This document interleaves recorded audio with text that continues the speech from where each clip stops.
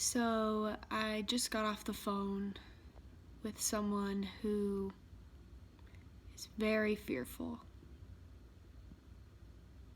about this whole COVID-19 situation. So much so to where this human being couldn't sleep because when they went to the grocery store, they were convinced that they had caught it there. And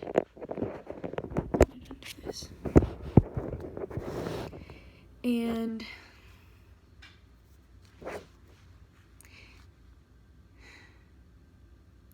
when people have so much fear, what I've learned is that there's no sense in trying to change who they are. There's no sense in trying to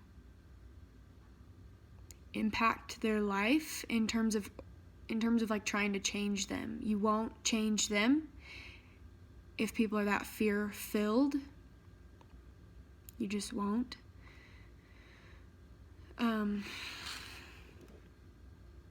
But what you can do is understand what fear is, understand its workings, understand how it is at play through developing your emotional intelligence, if you will, to be able to lovingly hold space for the fear that exists, and rather than perpetuating it or trying to feed the fear, which if you react and if you respond to people who are fear-filled, you end up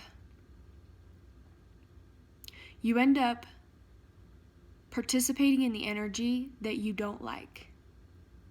You end up trying to maneuver and manipulate something that if you just don't feed it, it will die out eventually. And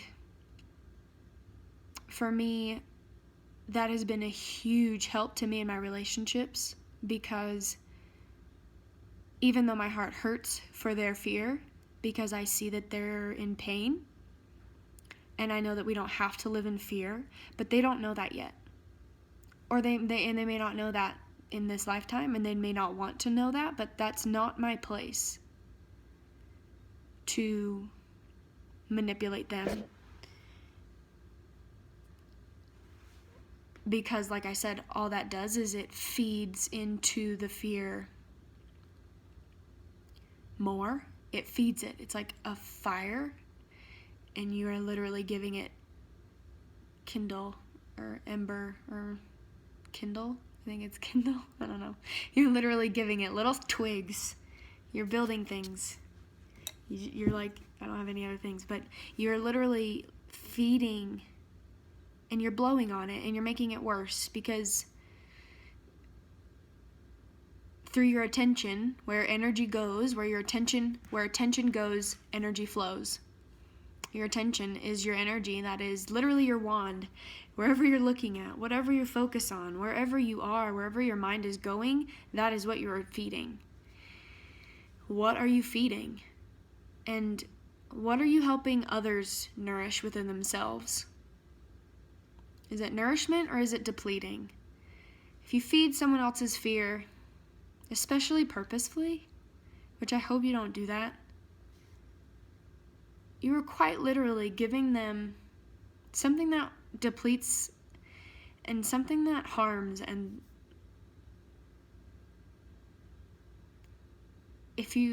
I don't think anyone who would be watching this would be doing that, but I just wanted to put that out there as the contrast to, are you nourishing or are you depleting?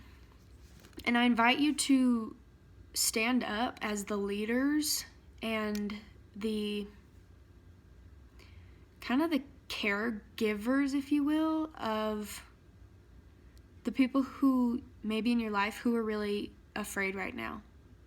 And if you see them as afraid children, love them through this.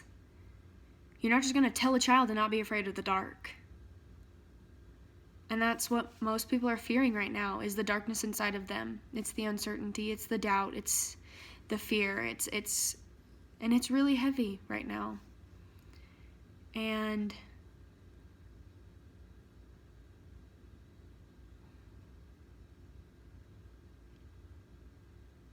the best thing you could do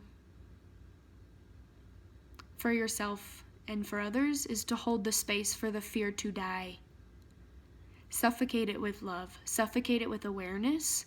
But it's not even a suffocate like you're gonna like strangle it. But when something is let's dive into that. When something gets suffocated, it is starved of what it needs to thrive, right? Fear needs energy to thrive.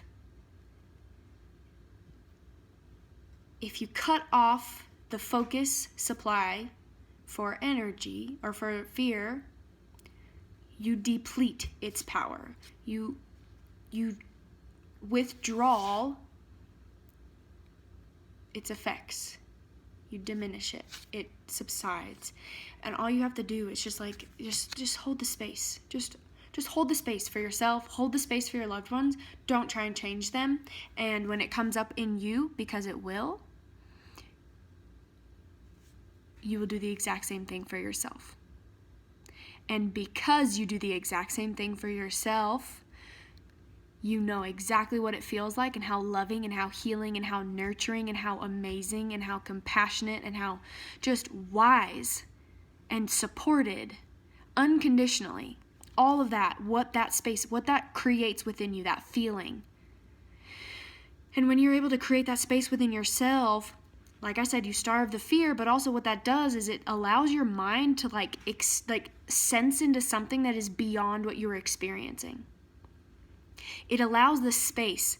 It creates the mental space to be able to say, oh, there's something else out here. I may be in my world right here, but because I'm in close proximity with someone who is holding that safe space for me, it's like, oh, this is interesting. Someone who's not feeding my fear, someone who's not clobbering me, someone who is not belittling me, someone who is not trying to change me. When you stay in a loving atmosphere around them, just to support, you're I hear you. I love you. I'm so sorry. This is so scary for you. What can I do to help? They're going to vent. They're going to go on. They're going to go on and on and on. And they're going to run themselves in circles. And they may never be able to. I don't want to say ever. But it may take time. Everyone's different. But for me, I hold hope in my heart that whoever I hold space for, well, one day, what that does is this is my hope, and I may be holding on to something that isn't there. But either way, I like to believe that I'm planting the seed of hope in their mind when I'm able to let them be who they are, and I'm just holding loving space for who they are too. And that has tremendously helped me in my relationships with people who we may not have the same type of thoughts or the same type of fears or the same type of beliefs, but I can still love them. I just don't have to feed what they are growing, cultivating, dealing with. And just to add, staying out here, when you have people in your life who are fear-filled, it can be draining. And it is especially draining when you get so close. When you get so close and you both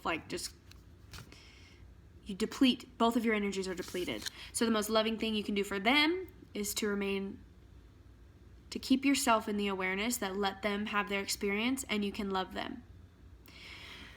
I hope that this all makes sense. Let me know how this goes in practice, because it has served me and I know that it'll serve someone else if that's the case. All my love to you. Hold the space for yourself first so you know how you can hold the space for others, and first off, and secondly, so that you know how transformative it can feel. And if you just stay in alignment with that, there's hope for the people around you to be able to disconnect from the fear, just like you're able to help yourself disconnect from the fear. Love you all. Hold that space for yourself. and I'm here for you. Let me know if there's anything what I can do. Let me know your thoughts, comments, all of it. Be well.